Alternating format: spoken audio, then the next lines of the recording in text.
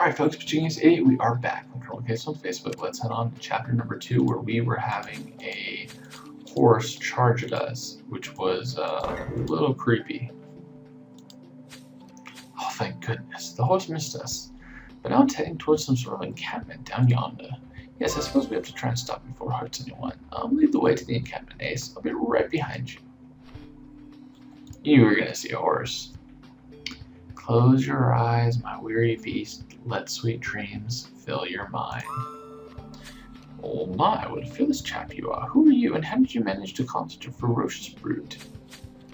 Ennis Sparhawk's my name, and I'm a troubadour, traveling with this caravan of kindly folks who let me sing for my supper. As for my darling Bluebell here, I simply soothe her troubled soul by serenading her with my banjo. Well, I must say, I'm thoroughly impressed. Now, Mr. Sparhawk, Signature Brace, and I would like to ask you a few questions once you've dealt with that horse, of course. That horse, of course.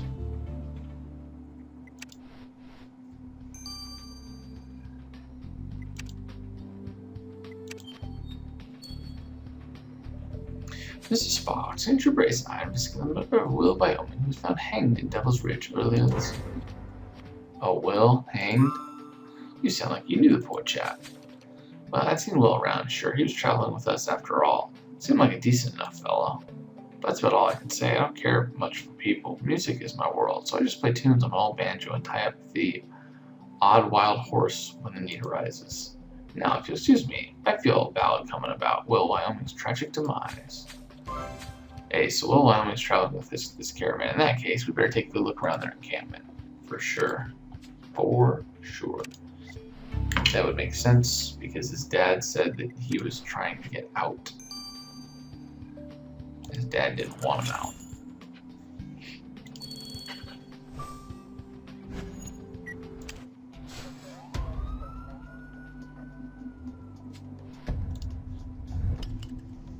Oh, that's obviously probably a clue. I see gold bars, I see the sausages. TNT barrel, holy cow, I don't know what that is. Scarf. Snake. What's that? There's a TNT barrel, wow. Okay. I did not see that at all. Did not see it very well, I should say.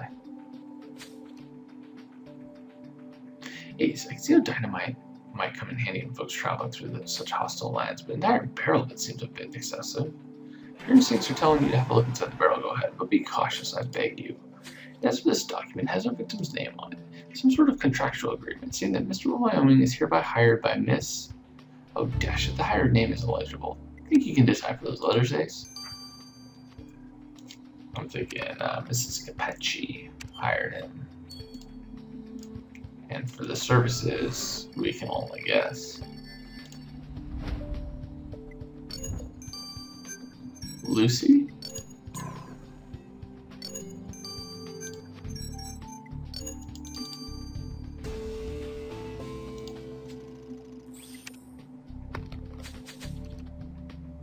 Huh. So this agreement was between the victim and Lucy Leon. Miss Leon must be here around this encampment. Let's see if we can find her. Ah, so she's new. Interesting. Wonder what her ties are.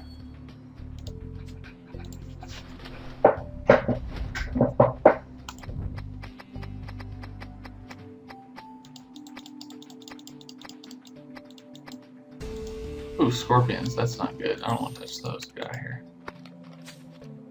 Aha. Not only did that TNT barrel contain all manners of explosives, but it was also hiding a bottle of whiplash whiskey. Why would anyone hide a mostly empty bottle in such a manner? Clever of you, Ace. Richard did mention the killer got the victim drunk on this very brand of alcohol. Could this be the bottle belonging to our murderer? Send the bottle to Violet, see if she can extract any answers from it.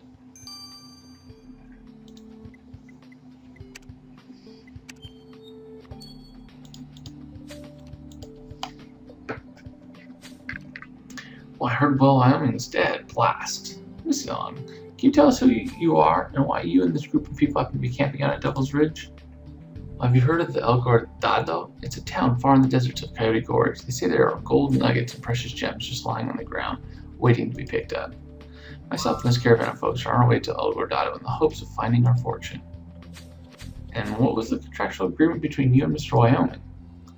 Well, El Guardado ain't the easiest place to find, but Will told me he knew how to get there, so I hired him to show us the way. I see. And what can you tell us about the victim? Do you know of any enemies you might have had in the caravan? Can't say that I do. I don't like having men in my hair any more than I like these darn headlights, so I keep my distance from him. Ours was a professional relationship in any case. But I'm certain no one here had any reason to kill Will. He was the only one who could show us the way to El Guardado. And I don't know how we'll ever get there now. Of course, it was only professional. How many times have we heard that before? Liar. She's a liar. Liar, liar, liar, pants on fire. Right. Dearest Viola, did the Whiplash whiskey bottle Ace found in the TNT barrel contain anything beyond our sleuthing instinct salivating? Let's troll the mention of saliva, dear Bontemps, because I found traces of spit on the neck of the bottle. I ran this button through Charlie's DNA machine. The results matched Will Wyoming's profile, which means that the bottle once contained the very whiskey the killer used to intoxicate her victim. Charlie's DNA machine never ceases to amaze. It's a wonder we managed to solve anything before he invented it. Indeed, but I'm happy to say that I did make a further discovery using more traditional scientific methods. You see, I also found a sticky green substance on the bottle which turned out to be cooked sword pear cactus. I didn't find any traces of this culinary delicacy on the victim, which leads me to conclude that your killer enjoyed a steaming plate of cactus before they disposed of the bottle. Oh well, that's an extremely useful piece of information to have about our prickly killer. And in order to unearth even more clues, Ace would say we take another look around where Wyoming was hanged. Yes, I agree.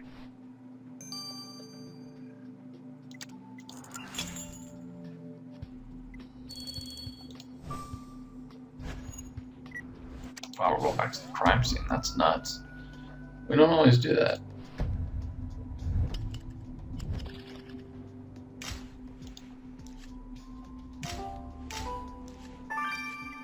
Ball and chain, stroller, envelope, rabbit, horns, and boots.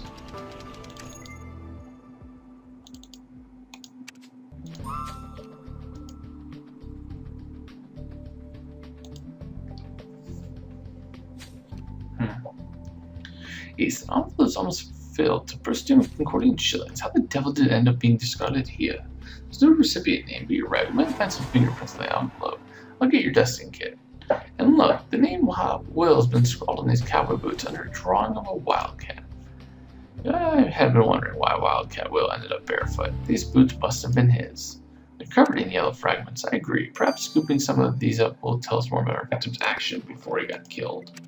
Hopefully it will.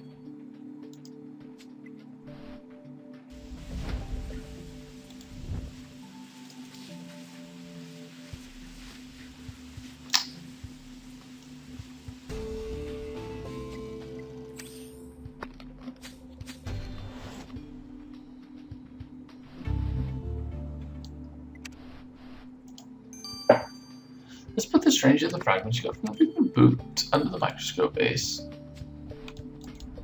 Why don't we?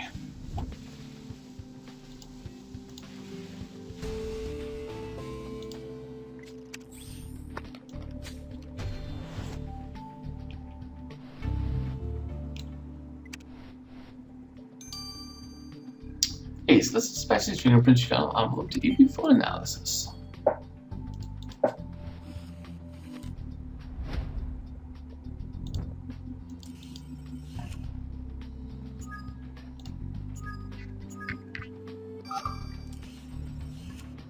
Okay.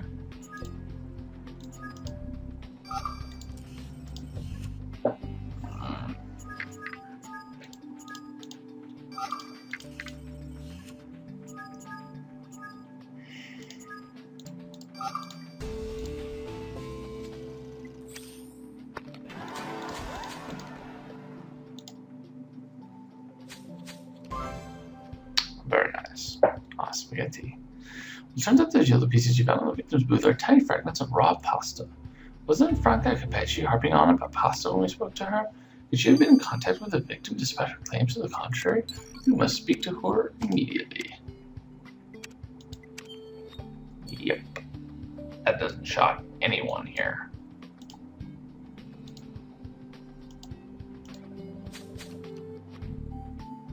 Oh, it's you again, Senior Base. Watch your step. I just saw a scorpion scuttling past. Mamma mia, this place.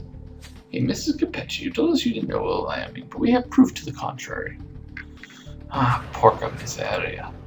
Alright, yes, I did see Wyoming while he was still alive. All I wanted was a little help fixing my carriage's wheel, and he thoroughly disrespected me. That bastardo called me a dirty immigrant on my own land, and then he stomped all over my precious pasta telling me to go back to my country. I even had to resort to eating cactus. Can you imagine the horror? If I hadn't been so irritated by my headlights, I would have tied him up and gagged his little mouth shut right then and there. Wow, well, you seem angry at the victim to have done such more than to just tie him up. Let's hope we don't find out your fury drove you to murder. Holy moly. That's not going to get the mob boss too happy with us.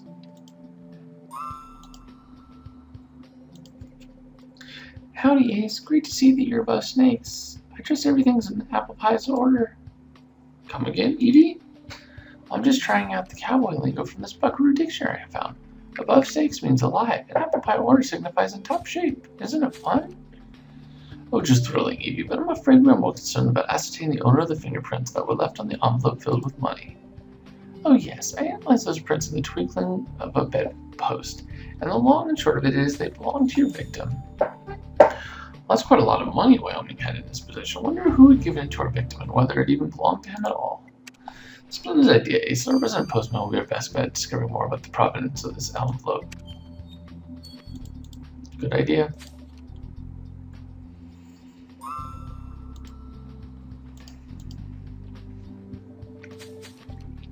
Mr. Abernathy, we found this envelope full of cash. Wait, how is it y'all got your hands on Hank Smith's mail? Hank Smith? We were led to believe that this envelope belonged to Mr. Wyoming. Ha! That's only if y'all think things you steal belong to you. Do you mean to say that our victim was stealing letters? Letters and anything else he could get his grubby paws on. I caught that dunderhead pilfer all sorts from the good people of Devil's Ridge. How could you do such nasty things when them folks ain't even here to protect themselves? It ain't right. It ain't proper. No sirree. I'm telling you, Senior Brace, I'm not surprised Will got done himself killed. Serves him right. Okay, so this suspect may have increased, but we're still unclear on who killed Little Wyoming.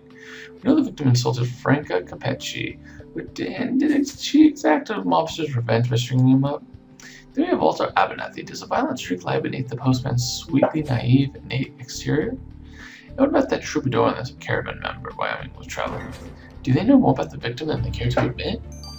What's more, we still haven't a clue why Devil's Ridge was abandoned by its inhabitant. Ace, come quick. I've just seen a ghost. Of course you have, Ramirez. Of course you have. Alright guys, I will see you guys in chapter 3. So I'm fishing this idiot. Over and out.